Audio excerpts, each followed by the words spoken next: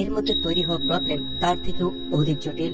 আপনি জেনে অবাক হয়ে যাবেন, এর মধ্যে কিছু প্রবলেম এতটাই কনফিউজ করে যে যার কারণে বিজ্ঞানীরাও এর সঠিক সলিউশন বের করতে পারে না। আপনি বলুন, আমাদের এই ইউনিভার্সে ট্রিলিয়নের উপরে তারা আর বিলিয়নের উপরে গ্যালাক্সি আছে, কিন্তু তারপরও এই ইউনিভার্স এতটা ডার্ক কেন? পৃথিবীতে যতগুলো বালুর কণা নেই তার থেকেও 1,00,000 গুণ অধিক তারা হওয়ার পরেও আমরা কেন সব দিকে শুধু অন্ধকার দেখতে পাই? এছাড়াও ব্ল্যাক হোলের মধ্যে প্রবেশ করা প্রতিটি বস্তু অবশেষে কোথায় যায়? এটা ছাড়াও সত্যি কি টাইম ট্রাভেল করা সম্ভব? ব্রহ্মাণ্ডের ভবিষ্যৎই পরিবর্তন হয়ে যাবে? এই প্রশ্ন শুনতে যতটা ইন্টারেস্টিং মনে হচ্ছে, এর উত্তর তার থেকেও অধিক ইন্টারেস্টিং। আর এমনটা এই কারণেই কারণ এই সমস্ত প্রশ্নগুলো সম্মুখীন হবে বিভিন্ন প্যারাডক্সের, আর এগুলোকে নিয়ে আজকের এই ভিডিওতে আমরা আলোচনা করব।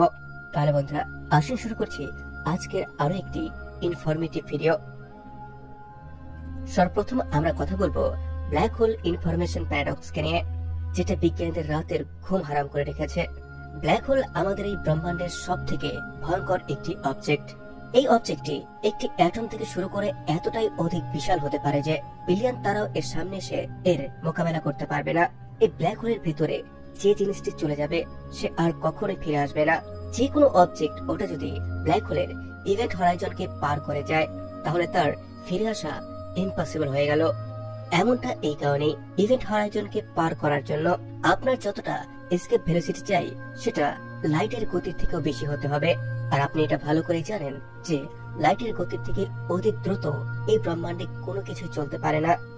এর জন্যই যে বস্তুটি ইভেন্ট হরাইজন মানে ব্ল্যাক হোলের ভেতরে চলে যায় সেটা এই ব্রহ্মাণ্ড থেকে সারা জীবনের জন্য গায়েব হয়ে যায়। এর জন্যই এই ব্ল্যাক হোল ব্রহ্মাণ্ডের সব থেকে রহস্যময় প্রশ্নগুলোর তৈরি করে, যেটার উত্তর আজ পর্যন্ত কোনো বিজ্ঞানীর কাছেই নেই। কোয়ান্টাম ফিজিক্সের অনুসারে ইনফরমেশনকে কখনোই ডিস্ট্রয় করা যায় না। যদি এই ব্রহ্মাণ্ডে কোনো জিনিস অবস্থান করে থাকে তাহলে সেটার বেসিক ডেটাকে ধ্বংস করা সম্ভবই নয়। কিন্তু যেমনটা আমরা জানি, ব্ল্যাক হোলে যাওয়া যে কোনো বস্তু দ্বিতীয়বার আর ফিরে আসে না, যার মানে এটাই দাঁড়াচ্ছে যে ওই ব্ল্যাক হোল ওই বস্তুটির ডেটাকেও শেষ করে দিচ্ছে। কিন্তু এমনটা হওয়া কোয়ান্টাম ফিজিক্সের অনুযায়ী অসম্ভব। কিন্তু এইখানে ব্ল্যাক হোল এমনটাই করছে। এটা কিভাবে হয় সেটা কেউ জানে না।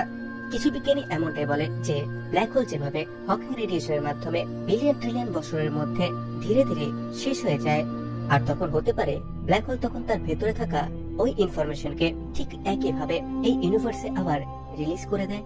কিন্তু যদি আমরা এই হকিং রেডিয়েশনকে অ্যাপ্লাই করে নেই তারপরও আমরা এই ইনফরমেশন প্যারাডক্সের সলিউশন পাই না। আসুন এটাকে একটি উদাহরণের মাধ্যমে বোঝার চেষ্টা করি।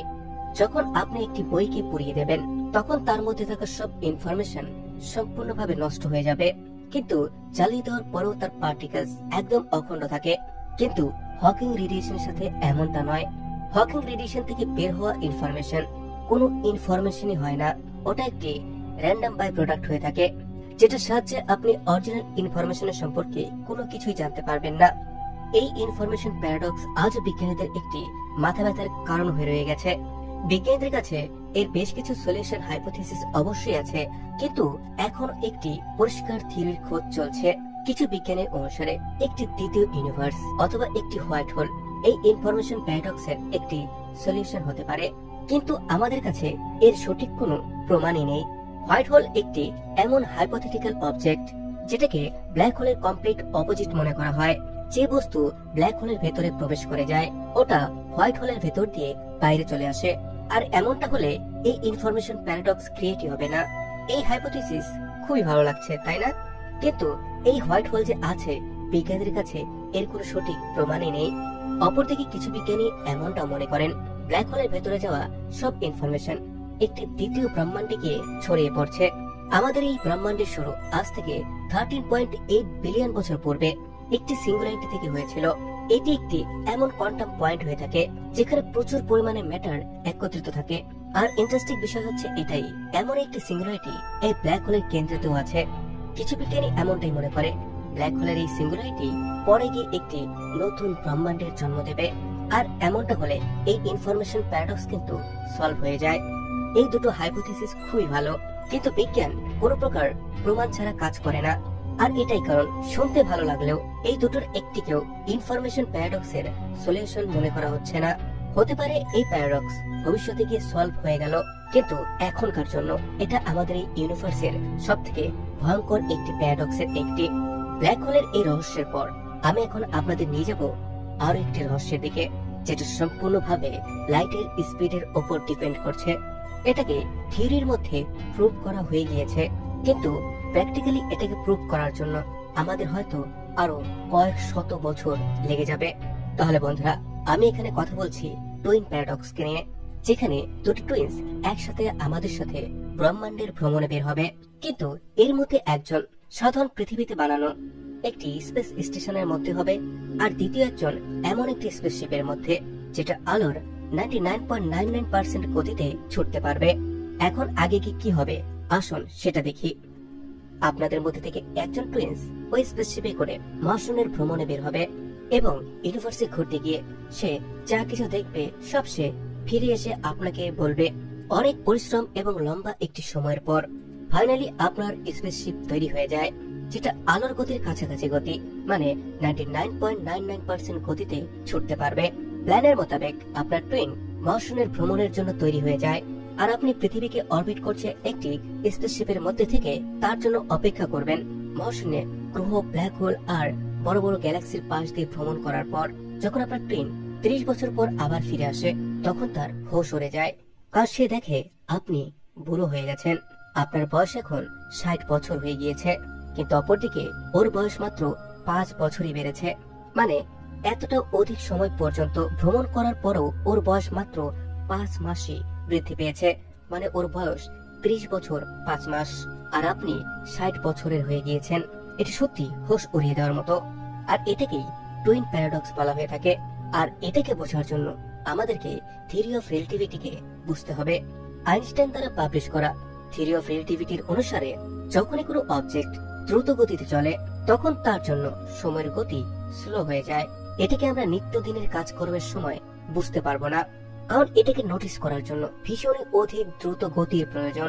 যখন কোনো অবজেক্ট লাইটের গতির কিছু পার্সেন্ট গতিতে ট্রাভেল করে তখন সময়ের গতি দ্রুত কমতে থাকে, কিন্তু এখানে খেয়াল করার বিষয় ওই স্পেসশিপের মধ্যে থাকা ব্যক্তির কাছে সময় নরমাল গতিতেই চলছে।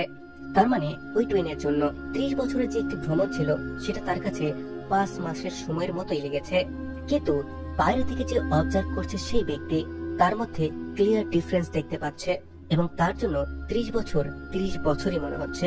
ফিজিক্সের ভাষাতে এটাকে টাইম ডাইলেশন বলা হয়ে থাকে, আর এই কনসেপ্টটি টুইন প্যারাডক্সের জন্য দায়ী। যাই হোক, আপনি দুটি বিচিত্র রকমের প্যারাডক্সের সম্পর্কে জেনেছেন।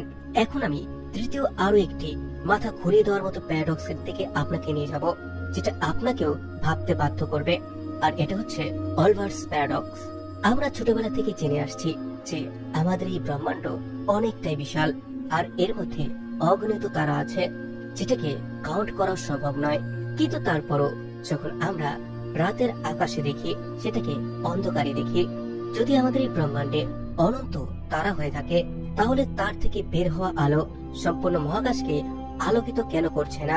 অলবার্টস প্যারাডক্স এই প্রশ্নের উপরে আধারিত। আসুন এটা সম্পর্কে আরো ভালোভাবে আমরা বোঝার চেষ্টা করি। মনে করুন আপনাকে একটি ঘন জঙ্গলে ছেড়ে দেওয়া হলো, যেখানে চারিদিকে প্রচুর পরিমাণে গাছ আর গাছ আছে। এখন আপনি যদি সেই জঙ্গল দিয়ে হাঁটেন তাহলে কিন্তু আপনি সেখানে অন্ধকারে দেখতে পাবেন, কারণ এই সমস্ত গাছ সব আলোকে ব্লক করে রেখেছে। কিন্তু যদি এই জিনিসটিকে আপনি উল্টো করে দেখেন যে আমাদের এই ব্রহ্মাণ্ডের অগণিত তারার আলো চারিদিকে দেখতে পাওয়া উচিত, সে সাথে এখানে অন্ধকার দেখতে পাওয়ারই কথা না, কিন্তু বাস্তবে কিন্তু আমরা এমনটা দেখতে পাই না। এই প্যারাডক্স শুনতে অনেকটা লজিক্যাল মনে হলেও কিন্তু এর মধ্যে অনেক কিছুর কমতি আছে। যখন এই ব্রহ্মাণ্ডকে অনন্ত বলা হয় তখন শুধুমাত্র এর সাইজকে কনসিডার করা হয়। যেমনটা আমরা জানি আমাদের ব্রহ্মাণ্ডের বয়স 13.8 বিলিয়ন বছর, যেটা একটি ফাইনাইট নাম্বার, আর এই জিনিসটিকে অলবার্টস প্যারাডক্সের মধ্যে ইনক্লুড করা হয় না। যেমনটা জানি আমাদের observable universe 93 billion light years জুড়ে ছড়িয়ে আছে। এর মানে যদি আমরা লাইটের স্পিডে ভ্রমণ করি তাহলেও ব্রহ্মাণ্ডের এক প্রান্ত থেকে অপর প্রান্ত পর্যন্ত যেতে আমাদের 93 বিলিয়ন ইয়ার্স লেগে যাবে। সহজ ভাষায় বলতে গেলে আমাদের এই ব্রহ্মাণ্ড অনন্ত হলেও এর সেই অংশ যেখান থেকে লাইট আমাদের কাছে এসে পৌঁছেছে ওটা ফাইনাইট, আর এটাই কারণ যে আমরা চারিদিকে তারার আলো দেখতে পাই না।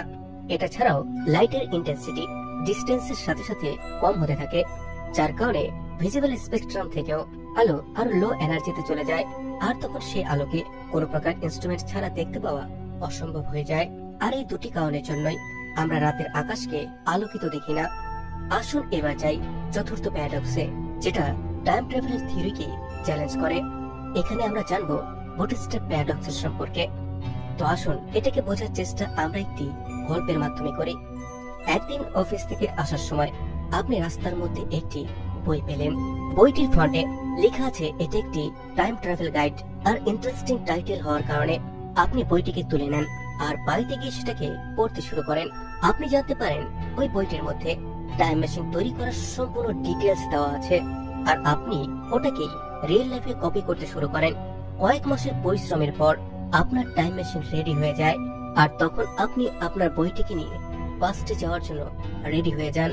আপনি ডিসাইড করেন আপনি পেছনে ওই দিনে যাবেন যখন আপনি ওই বইটি পেয়েছিলেন, আর আপনি বইটির অরিজিনাল মালিককে খোঁজার চেষ্টা করবেন। আপনি টাইম মেশিনের বাটনকে প্রেস করেন। আপনি ওই ডেটের অফিস থেকে ফেরার কিছুটা সময়ের আগের সময়ে গিয়ে পৌঁছে যান। আপনি দেখেন রাস্তার মধ্যে ওই বইটি পড়ে নেই। এর মানে আপনি একদম পারফেক্ট টাইমে সেখানে গিয়ে পৌঁছিয়েছেন। কয়েক ঘন্টা অপেক্ষা করার পরেও আপনি সেখানে কোনো ব্যক্তিকেই দেখতে পান না যার কাছে ওই বইটি আছে। আপনি কিছু সময় আরো অপেক্ষা করেন, কিন্তু কোনো কিছুই হয় না। তারপর আপনি নিজেই বিরক্ত হয়ে ওই বইটিকেই ওইখানে ফেলে দেন, যেটাকে আপনার পাস্টের লোক পরে তুলে নেয়। এখন এইখানে প্রশ্ন এটাই, ওই বইটির অরিজিনাল মালিককে? আর এই ঘটনাকেই বুটস্ট্র্যাপ প্যারাডক্স বলা হয়ে থাকে। এই প্যারাডক্সের মধ্যে একটি অবজেক্টের অরিজিনেশনের খোঁজ করা অসম্ভব হয়ে যায়। এই প্যারাডক্স আমাদেরকে বলে পাস্টে টাইম ট্রাভেল করা এতটা কমপ্লেক্স কেন। যদি আপনি না জেনে থাকেন তাহলে বলে দিই, ফিজিক্সের নিয়মের অনুসারে ফিউচারে টাইম ট্রাভেল করা সম্পূর্ণভাবে সম্ভব, কিন্তু পাস্টে যাওয়া নেচার এবং ফিজিক্স দুটোরই নিয়মকে ভঙ্গ করে। পাস্টে টাইম ট্রাভেল করলে অনেক প্যারাডক্সের জন্ম দেয়, যার মধ্যে এই বুটস্ট্র্যাপ প্যারাডক্স সবথেকে ইন্টারেস্টিং। এই সমস্ত প্যারাডক্সের সম্পর্কে আপনার কি রায় সেটা কিন্তু আপনি আমাকে অবশ্যই কমেন্টে জানাবেন। আপনার কমেন্ট আমার কাছে ভীষণই মূল্যবান। সেই সাথে ভিডিওটিকে আপনার ফ্রেন্ডস আর ফ্যামিলির সাথে শেয়ার করুন।